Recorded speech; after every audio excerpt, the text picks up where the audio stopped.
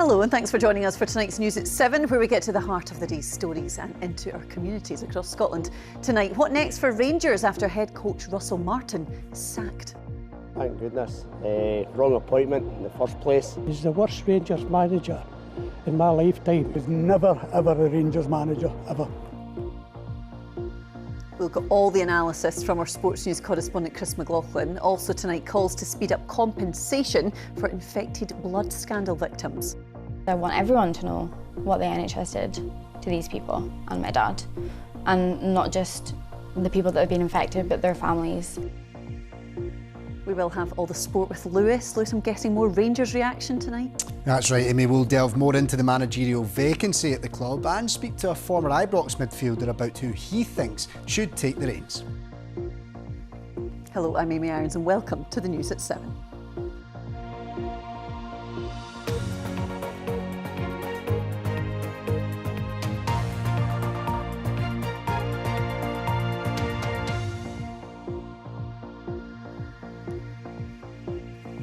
Got lots to get into tonight, but we will start with what turned out to be the shortest managerial reign in Rangers history. This evening, the club are looking for a new manager after sacking Russell Martin. Tonight, they have issued another statement admitting they got the appointment wrong and vowing to fix it with a rigorous recruitment process. Martin achieved just 1 league win in 7 since he took over in June, and just 5 wins in 17 games overall. The final straw came after Rangers' 1-1 draw away to Falkirk yesterday. Martin needed a police escort to keep him away from angry fans as he left the stadium. Here's just some reaction from among the fans. He never took the blame for what he did himself. He's the worst Rangers manager in my lifetime, and I remember every manager except William Milton. I think he was getting blamed for a lot. To me, it's the footballers that play football. No, before time, he should have went a long time ago. He was never ever a Rangers manager, ever. Rangers board could do a really good job of kind of sitting and reflecting on what it is they want a manager to look like, what they want their team to look like, and what they want the kind of overarching managerial structure to look like. Truthfully, thank goodness. Wrong appointment in the first place. Big thing is, who do we bring in? It's a big question. Well, let's get more on this with our sports news correspondent Chris McLaughlin, who is at Ibrox tonight. And Chris, the Rangers board seemed pretty determined to back Russell Martin for weeks initially, but it seems they got to the point, they felt they had to act, and now they've tried to offer an explanation to fans in a statement this evening. Yeah, I think that's right, Amy, and we've come to realise, haven't we, at Rangers, when it rains, it pours, and that's certainly the way it's felt for the Rangers fans for the past few weeks. I think the relationship between fans and Russell Martin broke down a long time ago. I think for most fans, they would have been relieved to see that statement last night, finally relieving the head coach of his position. That, of course, led to questions about his appointment in the first place. Remember, the board described him as the standout candidate back in June when he was appointed, and that's despite the fact that quite a lot of Rangers fans were sceptical about the appointment in the first place. So for the board, it's a young board, remember, this club was taken over in June by an American consortium who have, as you say, produced this open letter, or written an open letter to the fans this evening just in the past hour. Pretty frank, saying yes, we got it wrong.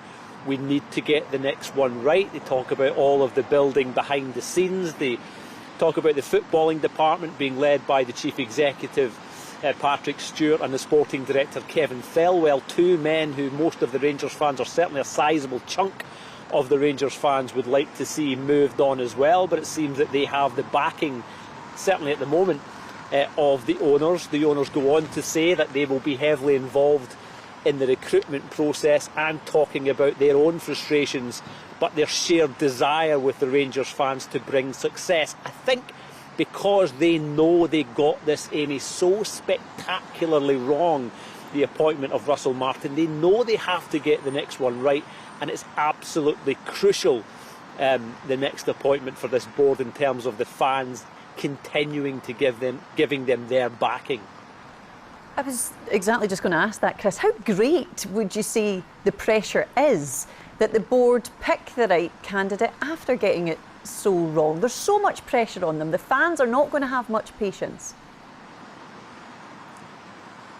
Yeah, I think that's right, and I think that's why so many of the fans have called in the past few weeks not only for the removal of Russell Martin, but for the removal of the chief executive and the sporting director. In that open letter, as I said, it doesn't look like that's going to happen in terms of Kevin Thelwell and Patrick Stewart. So fans are right to continually asking questions about, OK, you got this recruitment process completely wrong. Yes, the owners are holding their hands up, but the questions are being asked, well, if you got it so spectacularly wrong with those men in charge, then what's going to be so different this time?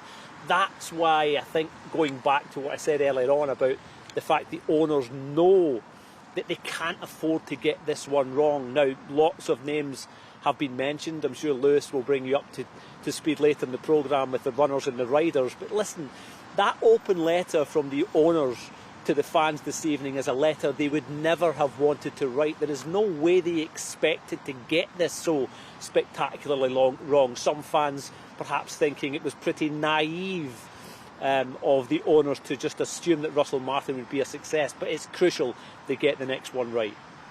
Chris McLaughlin at Ibrox, we'll let you get inside because that brolly looks like you could be taking off at any moment. We'll let you get going. Thanks, Chris.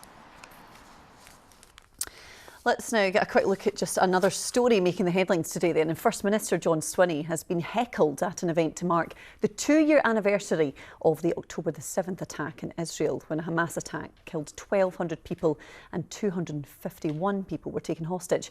Video of the event shows the First Minister being drowned out by chants of "Shame on you." The Scottish Government said the First Minister made it clear he stood in solidarity with Jewish communities, but one organiser said it was unnecessary to talk about a Palestinian state.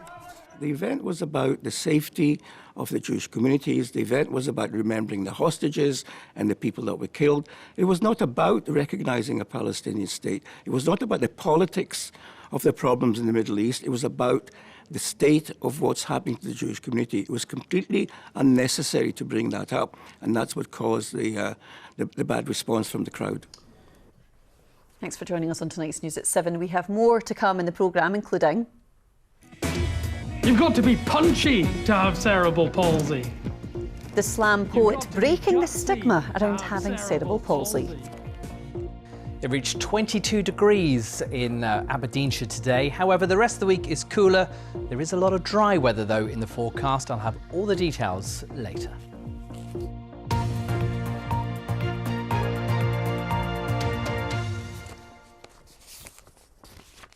Now, around 3,000 people in Scotland have had their lives ruined from the infected blood scandal. During the 1970s and 80s, people were given blood transfusions which contain viruses like hepatitis C and HIV. Nearly £12 billion has been set aside in compensation by the UK government. One lawyer, acting on behalf of dozens here, says the process is too slow, with people dying before they receive a payout. Someone affected by the infected blood scandal is Megan. Her relationship with her father broke down because she thought he was faking his illness, but it turned out to be hepatitis C. I was a bit of a daddy's girl. We used to go cycling quite a lot and swimming every weekend. As I got older, my dad was sick a lot and I felt like he was bailing on me quite a lot. And for other reasons at the time, I thought that he was kind of lying about being ill. I didn't quite realise then what I know now. He died in 2024. He got his diagnosis in 2019. And over those last few years, he wasn't himself.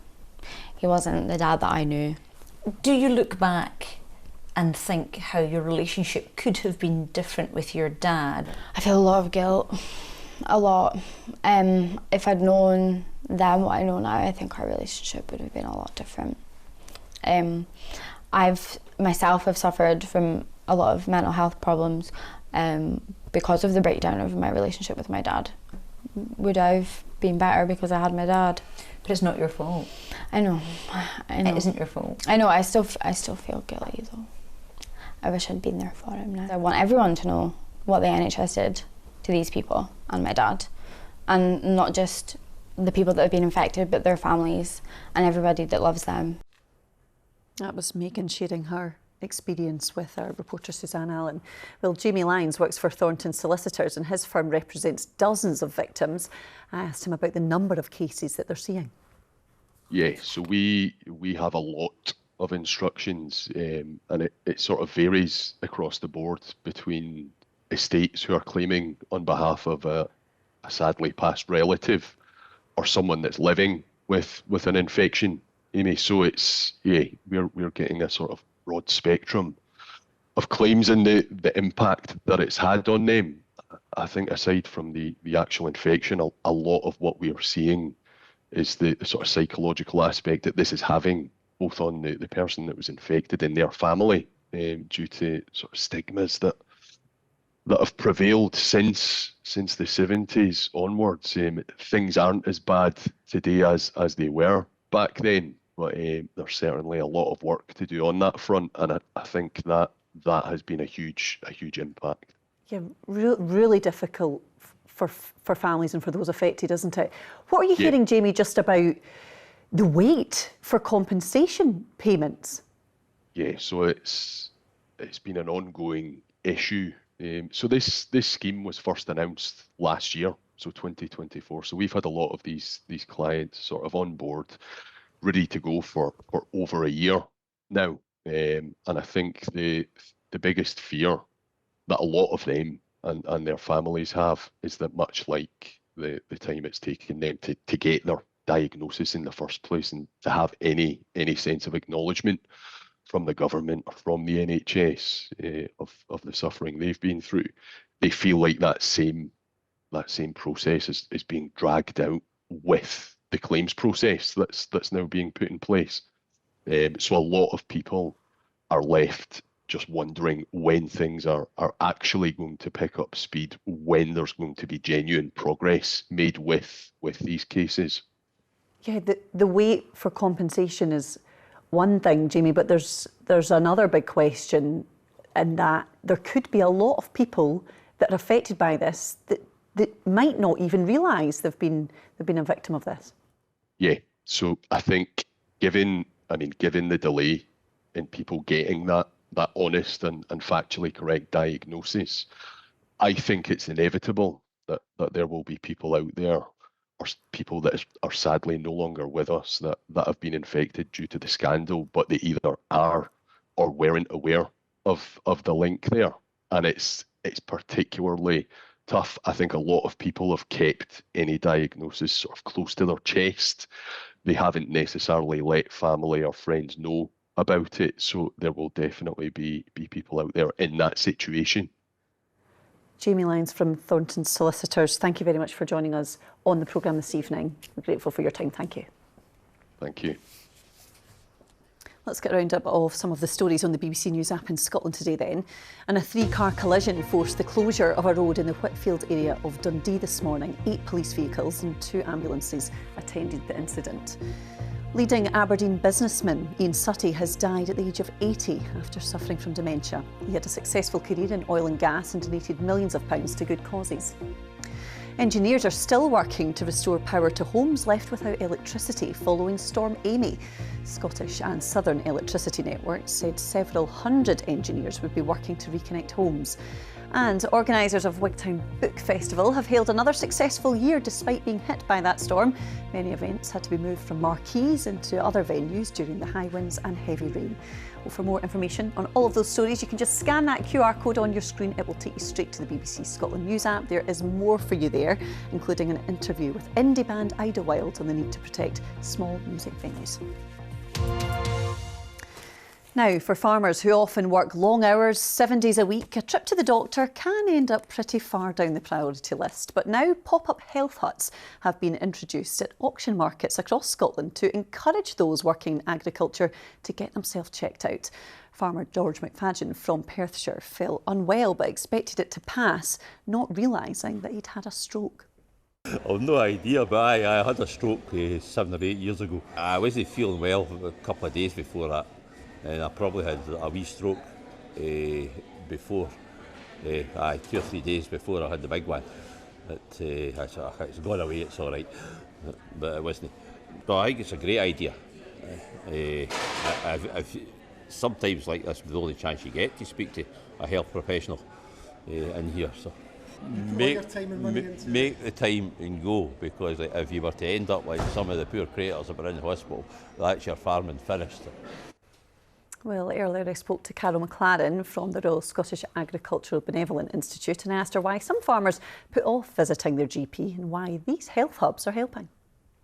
Well, we know from the wonderful team of health hut nurses and doctors that we have working on the initiative that it's very rare to see a farmer walking into a GP's practice, and that if they do, very often that they'll make the most of the opportunity to really give them a thorough MOT. But I guess there's remoteness. Culturally, farmers have tended, not to look after themselves. They often, sadly, get troubled with injuries, and just they're not quick enough, I think, to go to their GP or a health professional just to get that help. Yes, they're very good at looking after the livestock, but maybe not so good at looking after themselves. These health huts then, we've seen the pictures of them popping up. What kind of impact are they having, Carol? Is it been successful, the fact that you are going to where farmers are, so it's really accessible for them? Yeah, we're just delighted with the response from the industry, and it's not just farmers, it's others in the industry. It could be auctioneers, hauliers, anybody working in the industry can come along to the auction mart and have an MOT, and we call them MOTs, which sounds very familiar, I think, to farming people. And it means they can come along, they can sit down with the health hut nurse or doctor and just get a checkup. They can get their blood pressures done, cholesterols, early diabetes detection. But also, really importantly, it is a chance to maybe have a chat about any emotional or mental health worries that they do have. They have that quiet one-to-one time with the nurse or the doctor, and they may be checking blood pressure, just check again, and anything worrying you at home or anything worrying you with your business, and it's just a chance to open up in a very natural, friendly way. Yeah, an opportunity, by the sounds of it, to tick off quite a few things in one visit. Does it help, Carol, that a farmer, for example, that might be a bit reluctant or might not think about going to the doctor, the fact that they're seeing their peers getting checked and it's so visible, does it maybe encourage those to come forward who might not normally? Yeah, absolutely. In fact, there can be a bit of competition between, farmers to see who's got the best, the lowest blood pressure. Young farmers in particular can be quite competitive, and they could sometimes get a real surprise because, of course, blood pressure is a hidden thing. Very often people have no idea that their blood pressures are high, and the team can then move quickly, if they're worryingly high, to advise them to see a GP as soon as possible. And we have had cases even in the past couple of weeks where people have done exactly that on the advice of the health hut team. And actually, in one case, were admitted straight to hospital to go into medication. And thankfully now they are well and incredibly appreciative of having had that health hut opportunity. Carol McLaren chatting to me earlier. Well, still to come, we'll get the weather with Christopher, and we speak to slam poet Jack Hunter on breaking the stigma around cerebral palsy. But first, it's sport time with Lewis. And Lewis, it doesn't take long for one manager to be sacked before we're already talking about who's in next. That's right, Amy. The vicious cycle of football continues, doesn't it? Hello there. Well, it was just 123 days in the role and only 17 competitive games in charge. It was a short stint as Rangers head coach for Russell Martin as he leaves the Ibrox side 8th in the Premiership with only one win from 7 league matches. This was the excellent equaliser by Falkirk's all-known Leicester City midfielder Henry Cartwright, which ensured the Bairns got a 1-1 draw at home to Rangers, prompting the dismissal of Martin. Earlier, I spoke to former Rangers midfielder Kevin Thompson about what's been a real low ebb for the club.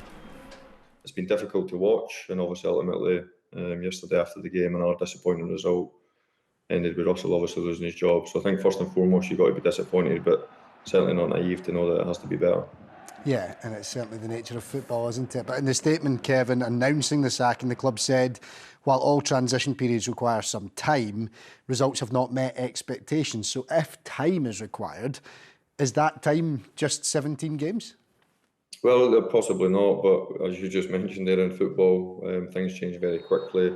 I did hear the manager say it numerous times in interviews that they want to try and change things, but they have to try and change them while they're winning, and I suppose that's the the key. It's fine coming in with different ideas, and by doing so, you have to find a way of winning. And unfortunately, the team's not done that. A lot of turnover in the squad, obviously new ownership. There was a real buzz, excitement, obviously with investment potentially coming in, but to only be the first week in October and already sacking the manager tells you really how the first few months under the reins went. From your sort of analysis, where do you think it went wrong? I just think only my humble opinion, Lewis, is I think when you represent the old firm, you have to be a team that goes for the jugular every single game, which is easier said than done. I think the fans want to see a committed side. They want to see personality. They want to see the ball moving forward quickly. They want to see a bundle of energy. That's what gets people excited. The last thing that fans want to hear is patience. So possession-based football that's not got any cutting edge and excitement. I would say if there was one narrative that you want to have as a Rangers manager, is you want to have a team that's got bags of energy and they play forward quickly and they attack the box. And I know that's easier said than done, as I say, but I would say that the past experience, the type of team that I played in, was one that we tried to win the game as soon as possible, and I think that gets the fans behind you. It gets people excited. So I think it's been difficult to watch that the possession-based football has been, as you could probably describe, as a bit one-paced and a bit slow at times. Absolutely, and as normally happens now, Kevin, it is on to the what next, isn't it? Names being mentioned, includes some familiar ones as well. Steven Gerrard potentially returning, or Sean Dyche perhaps coming in, given a relationship that might exist with Kevin Thelwell, the sporting director. But who do you think should be the next Rangers manager, Kevin, and why? Or what direction do you want the club to go? I can only go from my past experience, Lewis. When I was working in the academy, obviously Steven Gerrard was the manager at the time. I think he's a personality, he's a character, he's got a presence that I think suits the club. I always believe that if you're going to have a successful Rangers, you need to have an edge within the building. It needs to have soul. It has to have everybody pulling in the one direction, and I think that leader has to demand that respect of everyone, and Steven had that. Even when I was a player, I was always looking over my shoulder because I worked under a manager that could replace you if you fell below standard. So I've always lived that way when I've represented the club, always looking over my shoulder, thinking that I need to be at it all the time to remain in place, really. I think Steven created that. Former Rangers midfielder Kevin Thompson speaking to me there. Now to some golf, and Robert McIntyre had good reason to celebrate on the Swilcan Bridge yesterday. That's because he won the Dunhill Links Championship by 4 strokes, following up on his Ryder Cup success with Team Europe in the best possible way. This was McIntyre on the final hole at St Andrews. He'll feel he should have birdied this one here, but settling for par made little difference to the end result. The 29-year-old became the first Scot in 20 years to win the event, which had been shortened to 54 holes because of the stormy weather on Saturday. The Oban player felt a more carefree approach helped him. Look, after last week and the Sunday stress that we had last week, just go out there and play golf. I mean, it was peaceful this week. I was out there, lots of home fans. I mean, there was lots of people out there watching us the last couple of days, and yeah, just getting to play golf in Scotland around these shores, Carnoustie, St Andrews, Kingsbarns. I mean, all top golf courses that I know well, and it was just about going and executing the shots.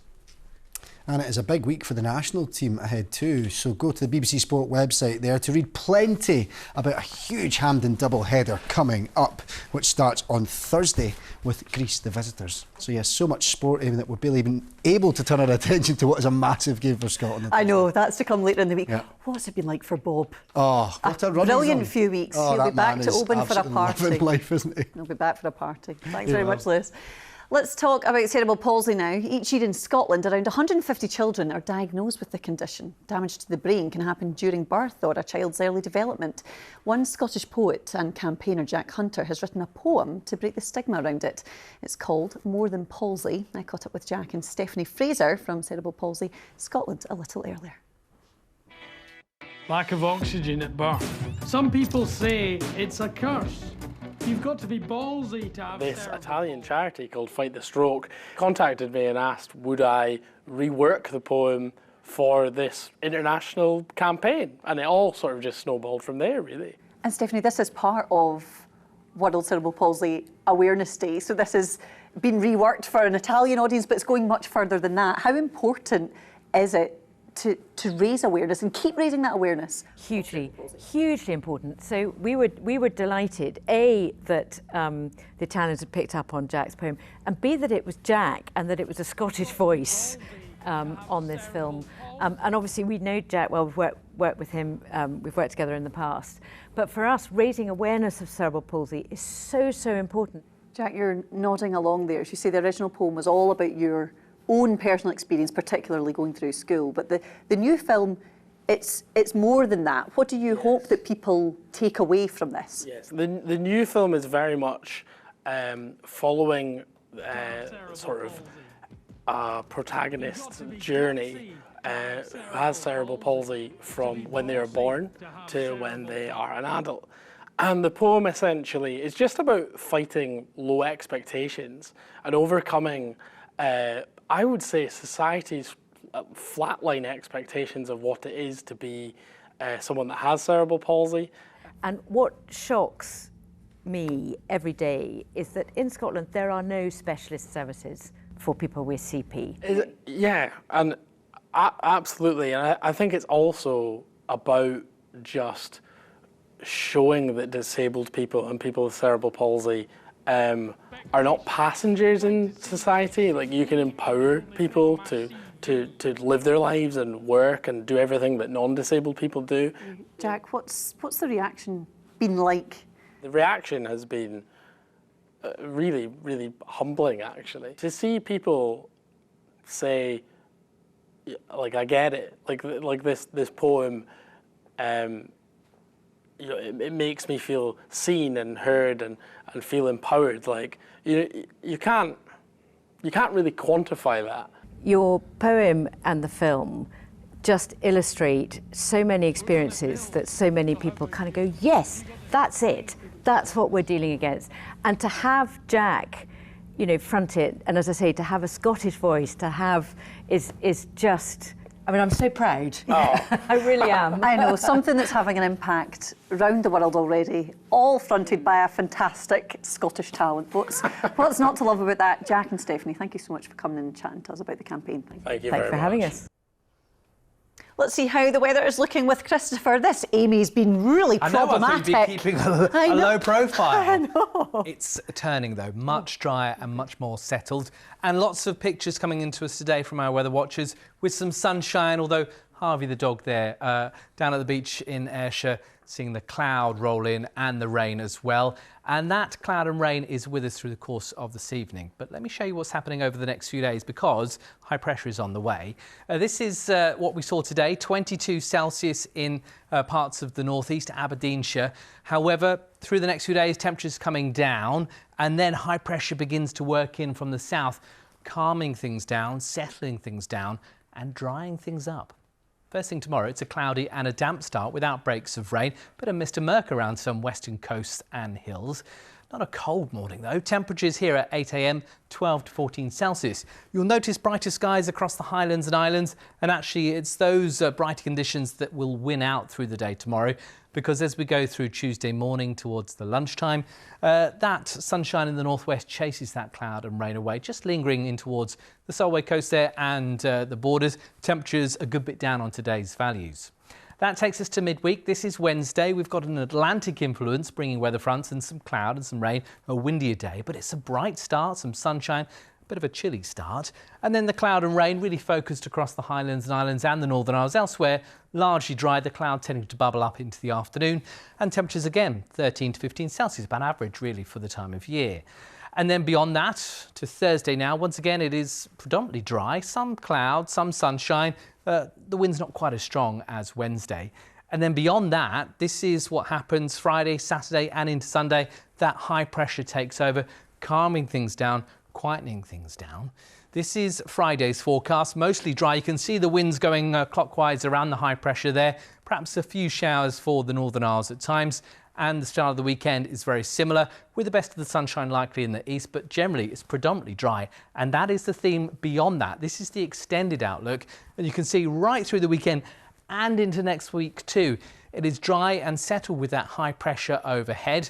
Not particularly excessively warm or anything like that, but hardly any rain in the forecast at all. Probably welcome news, I should imagine, for the school holidays. That's the forecast, Amy. Great timing. Lots of nice sunny symbols there, like that. Christopher. Thanks very much.